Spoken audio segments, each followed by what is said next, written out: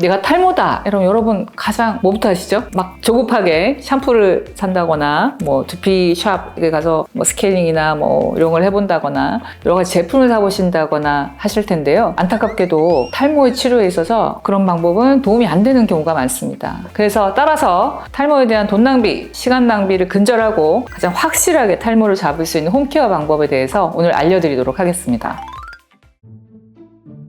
원장님, 저 요즘에 탈모인 것 같은데 한번 봐주실 수 있나요? 아, 그래요? 지금 장비는 없는데 한번 볼까요? 진짜 탈모. 행한데?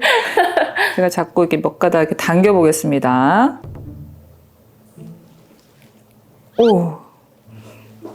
오, 이만큼 빠지네요. 자, 두 손으로 가볍게 이제 머리카락을 당겨 봤을 때 대여섯 가닥 이상의 머리 빠지면은 탈모가 시작됐다고 봐야 될 것 같아요. 자, 우리 PD님 큰일 났네요. 아직 결혼도 안 했는데.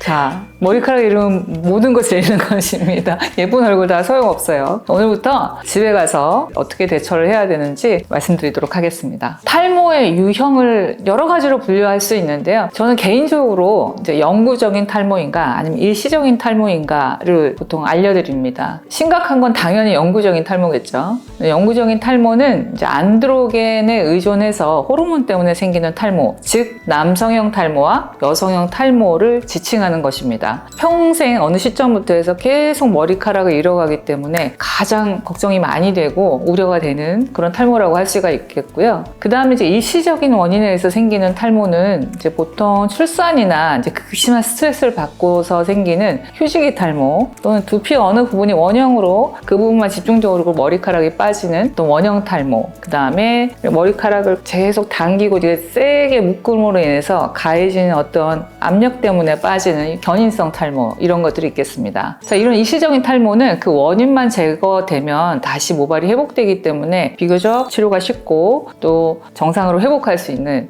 긍정적인 경과를 취하겠습니다. 자, 그렇다면 영구적으로 진행되는 유전에 의한 안드로겐 의존성 탈모는 예전에는 남성의 전유물처럼 여겨졌지만 사실 여성형 탈모는 완경 이후에 여성의 50%, 50대는 50%, 60대는 60%, 80대는 80%를 침범하는 굉장히 흔하게 침범한다는 사실이 밝혀져 있고요. 안드로겐 의존성 탈모를 유발하는 대표 호르몬은 바로 DHT, 다이하이드로 테스토스테론이라는 호르몬입니다. 테스토스테론은 남녀 모두한테 존재하는 안드로겐 호르몬인데요. 이 호르몬이 그 유명한 효소 5알파 환원 효소에 의해서 탈모의 원흉인 DHT로 전환됩니다. 즉 테스토스테론이 DHT로 변하면서 이 DHT가 모발을 흉폭하게 뽑는 상황이 되는 건데요. 여성의 경우에는 이 테스토스테론으로서 DHT로 가는 것이 아니고 에스트로겐이라는 여성 호르몬이 형성되므로 오히려 모발이 여성 호르몬에 의해서 보호를 받다가 폐경을 전후한 무렵에 이 테스토스테론으로부터 여성 호르몬의 생성은 급격히 감소하고 오히려 테스토스테론이 DHT 호르몬으로 전환되는 양이 증가돼서 급격히 탈모가 악화됩니다.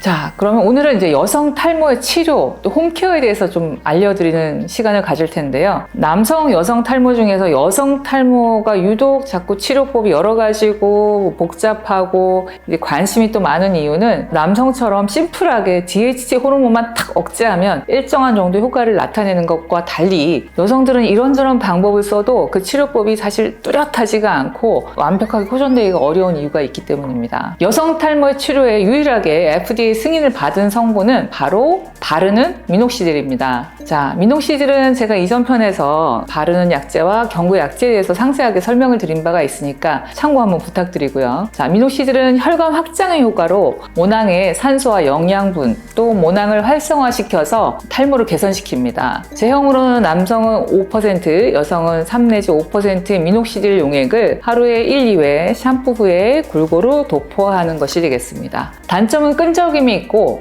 또 프로필렌 글라이콜이라는 화학 성분이 두피를 자극할 수가 있어서 이런 이유로 만약에 사용이 어려우시면 거품 형태의 로게인 폼도 미녹시딜 성분이므로 변경해서 사용을 해보시기를 권합니다. 바르는 미녹시딜의 문제는 미녹시딜 자체는 전구체로서 이제 두피에 흡수가 돼서 설포 트랜스퍼레이저라는 효소에 의해서 미녹시딜 설페이트, 즉 활성형으로 변해야 작용하는데 이 효소가 없는 분들이 있습니다. 없거나 적은 사람은 미녹시딜 도포제를 아무리 아무리 발라도 효과가 없거나 떨어질 수 있습니다. 도포제를 3 내지 6개월 정도로 충분히 도포해도 아무 효과가 없으면 나한테 그 효소가 없구나 라고 판단을 하시고 사용을 중단하시는 것이 좋겠습니다. 자, 미녹시딜 도포 후에 초반 몇 주간 모발이 더 빠지는 현상이 발생할 수 있는데 그 유명한 쉐딩 현상이고요. 바르는 도포제에서 약 18% 정도가 보고되어 있습니다. 자, 쉐딩은 모발의 주기 중에서 마지막 단계인 휴지기가 짧아져서 일시적으로 많이 빠지는 현상이고, 빠지고 나면 오히려 생장기 모발로 재생될 수가 있으므로 놀라서 치료를 중단하시는 것이 아니라 바르는 도포제를 유지를 하시는 것이 좋겠습니다. 자, 바르는 미녹시딜 효과가 매우 적거나 또는 바르는 제형에 불편함이 있는 경우는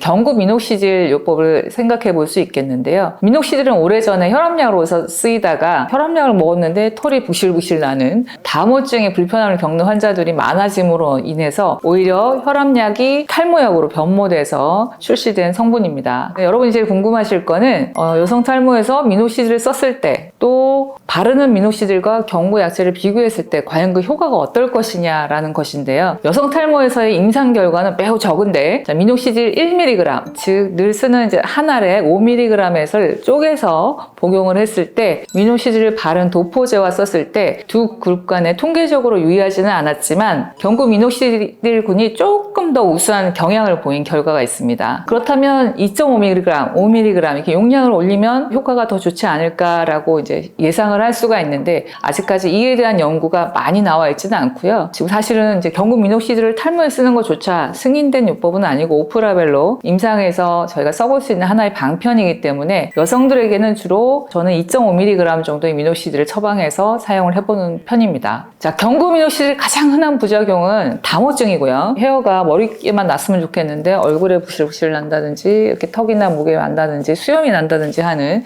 다모증 매우 흔해서 약 50% 이상에서 나타나는 것으로 돼 있고, 두개골 쪽으로 혈류가 증가함으로써 두통이 있는 분, 또 부종이 있는 분, 가끔은 가슴 두근두근함이 있는 분이 있습니다. 하지만 최근에 시행된 비교적 대규모의 연구에서 약물을 중단할 만한 중대한 합병증은 흔하지 않다라고 보고되어 있습니다.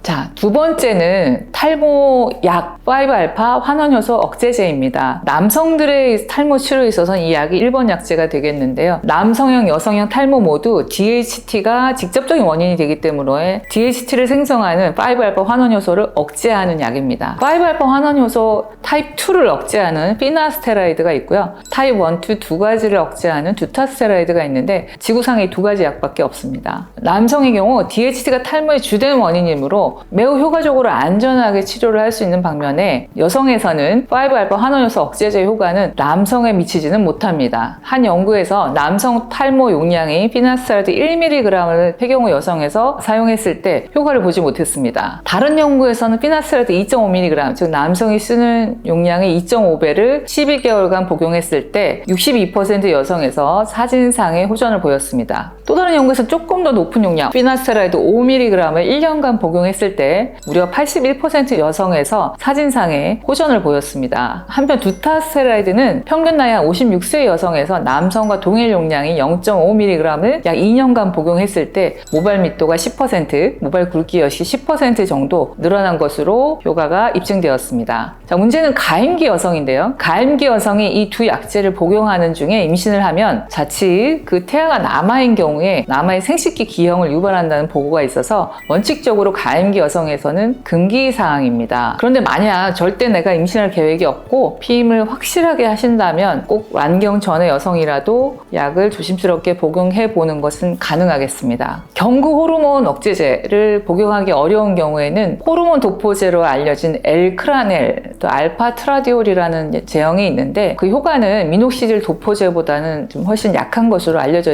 있습니다만 경구로 호르몬 억제제를 드시지 못하는 경우에는 하나의 옵션이 되겠고요. 그 외에 안드로겐 수용체를 억제하는 경구 약제로 스피로노락톤, 사이프로테론 이런 약이 있으나 효과에 비해서 부작용이 좀 있는 편이라 널리 사용되지는 못하고 있습니다. 자, 그렇다면 이제 전문의약품 외에 민간적으로 내가 해볼 수 있는 여러 가지 인터넷이나 유튜브에 이제 나와 있는 여러 가지 방법들이 있어서 귀가 솔깃하실 텐데요. 거기에 대한 전문적인 의견 또 객관적인 데이터를 토대로 한 결론을 말씀드리겠습니다. 자, 탈모에 잘 알려진 영양제는 맥주 효모 성분, 판토감, 판시질 이런 성분이고요. 거기에 이제 비오틴이라는 비타민 B7도 이제 같이 병합을 해서 많이 시판이 되고 있습니다. 다만 이런 약제들은 아쉽게도 남성, 여성형, 즉 안드로겐 의존성 탈모에는 효과가 입증되어 있지 않고 휴지기 탈모나 같은 일시적 탈모에 효능이 있는 것으로 밝혀져 있습니다. 따라서 무턱대고 내가 탈모다라고 무조건 그런 약물을 드시는 것은 비용 효과 면에서 좀 떨어지는 현택이 있을 수 있습니다. 자, 그 다음으로 이제 검은 콩 잘 알려져 있죠. 자, 검은 콩을 먹으면 마치 까맣게 머리가 날 것처럼 우리가 생각을 하는데 실제로 검은 콩은 단백질 함량이 매우 우수하고요. 안토시아닌, 이소플라본 이런 항산화제가 많이 담겨 있어서 임상 연구에서는 효과가 부분적으로 있을 수 있다라고 나와 있습니다. 따라서 검은 콩을 수시로 많이 밥에다가 아예 넣어서 드시는 것은 탈모 치료에 도움이 됩니다. 또 다섯 번째로 탈모다 하면 뭐부터 사시냐면 샴푸부터 사십니다. 탈모 샴푸도 뭐 수백 가지, 수천 가지가 시중에 나와 있고요. 근데 다만 이제 샴푸가 탈모를 예방한다, 샴푸가 안드로겐 의존성 탈모를 치료한다, 호르몬을 막을 수 있지는 않습니다. 다만 이제 두피 상태를 조금 건강하게 약산성 샴푸를 써서 좋은 세정력과 자극을 줄여주고 어떤 피지 조절도 조금 완화를 해주면 두피가 개선되면서 그런 염증으로 인한 탈모에는 도움이 될 수 있습니다만 어떤 샴푸 자체가 아직은 호르몬 의존성 탈모를 개선시킨다라고 말씀드리기에는 기술적으로 좀 부족한 상태입니다. 그 외에 뭐 두피 스케일링이나 두피를 도와주는 여러 가지 시중에 민간요법들이 있는데 그것도 뭐 염증 상태나 세정 상태를 조금 개선시킬 수는 있는지 모르겠으나 유전성 탈모를 극복하기에는 조금 어려운 면이 있어서 거기에 시간과 비용을 많이 낭비하지 않으시길 바랍니다. 그 외에 가장 일반론적으로 그러면 내가 뭐 운동을 하는 거나 잠자는 거나 음식을 뭘 먹는 게 도움이 되느냐 이런 일상생활에서의 탈모에 도움이 되는 방법에 대해서 궁금하실 텐데 그 다음은 저는 가장 중요한 것이 수면 시간이라고 말씀드립니다. 그 중에서도 수면 시간은 가능한 7시간에서 8시간 이상을 꼭 지켜주시는 것이 좋고요. 그것도 수면을 늦게 시작하는 것보다 일찍 11시부터 1시 이전에 잠이 들어서 7시간, 8시간을 쭉 주무실 수 있는 게 가장 중요합니다. 또 내가 오래 잤는데도 굉장히 찌뿌둥하고 피곤하고 컨디션이 좋지 않다라는 분들 중에는 수면 무호흡증 환자분들이 요새 굉장히 많습니다. 그런 분들은 정확한 진단을 받으시고 무호흡증을 치료하는 양압기를 쓰신다든지 하는 그런 수면에 대한 치료는 탈모에 도움이 될 수 있습니다. 자, 그럼 운동은 어떨까요? 운동은 사실 신체의 모든 장기의 기능을 다 개선시키는 것으로 알려져 있는데 놀랍게도 운동 중에서도 유산소 운동은 탈모의 개선에 도움이 된다는 보고가 있습니다. 그리고 그 다음 이제 가장 효과적이면서도 가장 어려운 것인데 담배를 피지 않는 것과 금주, 절주, 알코올을 멀리하는 것. 담배 안에는 여러 가지 독성 물질과 알코올의 성분들은 우리의 모근을 직접적으로 공격해서 모근으로 하여금 살아나기 힘든 손상을 초래하기 때문에 만약에 내가 머리카락을 좀 지켜야 되겠다 하시거든 금연과 금주의 계획을 꼭 세워보시기 바랍니다. 자, 여기까지가 집에서 해볼 수 있는 치료가 어려운 여성 탈모에 대한 방법을 말씀드렸고요. 그렇다면 병원에서는 어떤 치료가 가능한지 최근에 탈모 치료에 있어서 효과적이고 전문적이고 또 새로운 시도들이 굉장히 많이 이루어지고 있는데요. 다음 편에서는 그에 대해서 안내를 드릴 수 있는 기회를 가져보겠습니다. 이상 모발 완벽주의 피부인사이드 내분비 내과 한성민이었습니다. 감사합니다.